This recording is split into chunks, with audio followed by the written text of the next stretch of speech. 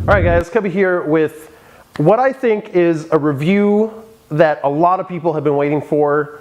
I'm officially reviewing Man of Steel, and I truthfully just got out of the movie theater probably about an hour ago, and I still don't know how to feel about this movie. Not in a bad way. It's probably one of the best movies I've ever seen in my life. But Superman is very near and dear to my heart. I love the originals. I mean, all these guys that did great stuff for that time, for that era. I mean, they revolutionized filmmaking in certain points, and they did some really, really great things, but this is the Superman movie that needed to be made, and this is probably the perfect time for that movie to be made, which is awesome, because if this was made 10 years ago, it wouldn't have been the same, and it would not have looked the same, it wouldn't have felt the same. This is probably serendipity at its finest, and truthfully, I mean, there wasn't a lot wrong with this movie. A few things that kind of irked me.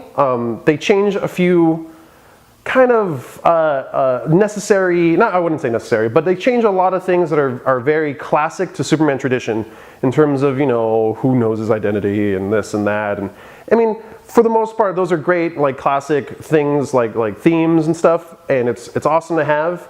But that's a different era, and this is a different movie, and it's very evident from the very beginning when you start off. You see Krypton just straight in all its glory, and it starts off, it's the same basic Superman story.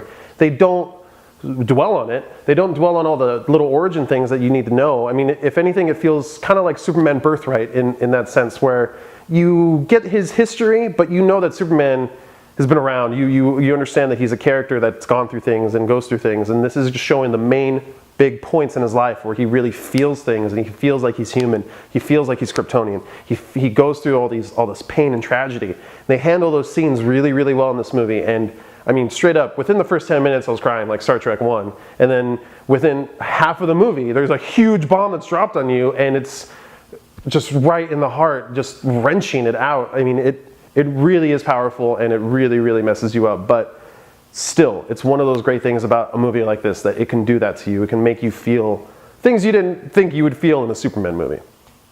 Anyways, a lot of the great things that they did about changing it up was just making it seem more real, more like lifelike. Like Lois Lane is an investigative reporter that knows her stuff.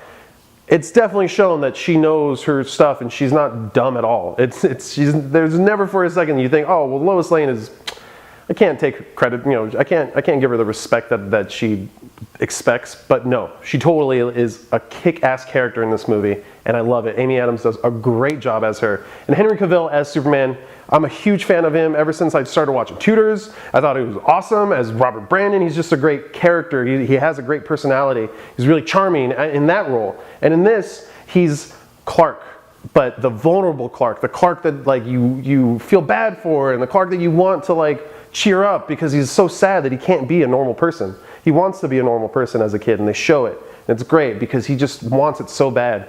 But the great Kevin Costner just is perfect as Jonathan Kent, and showing him like, look, you are meant for something else. And they really drive that point home, and you see some stuff happen that just forms him as a character. And that's probably the best thing that they could have done with this movie. Focus on how he becomes who he is, and how he strives to be who he wants to be, and not, oh, well, this relationship happened, and this relationship's been going on, and this stuff is happening in the Daily Planet, and blah, blah, blah. No, there's no bullcrap in this movie at all. It's all straight to the point, all straight to action, comedy where it needs to be, because of course you need to be able to laugh and stuff, and there's great moments where you can laugh at Superman and its ridiculousness and this and that, and it carries through perfectly.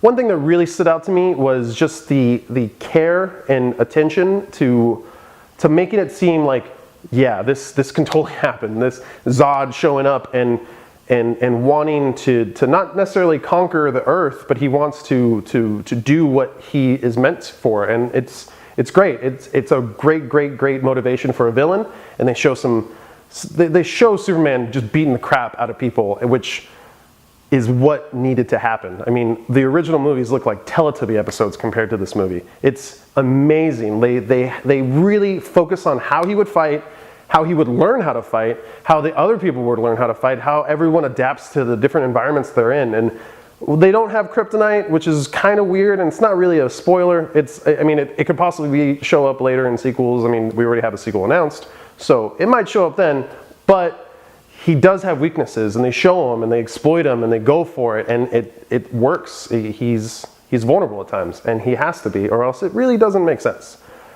Anyways, there's a million things I could talk about Superman, Man of Steel, and how awesome it is, and how great it is, and how sweet Morpheus was as Perry White, and all this great things. But you need to see it, and you need to form your own opinion, and I'm going to give it 5 out of 5 Nerd Skulls. I think it's one of the best comic book movies that's ever been made. I truly think it could contend with Dark Knight being the best one. I mean, it's Superman and Batman. They're like peanut butter and jelly. They go together so well, and both of them are so great on their own merits, but it's whichever one you want, man. I'm going to go with jelly, being that that's Superman, because Man of Steel is awesome. 5 out of 5 Nerd Skulls. The easiest 5 out of 5 Nerd Skulls I've ever handed out in my life. Go see this movie now.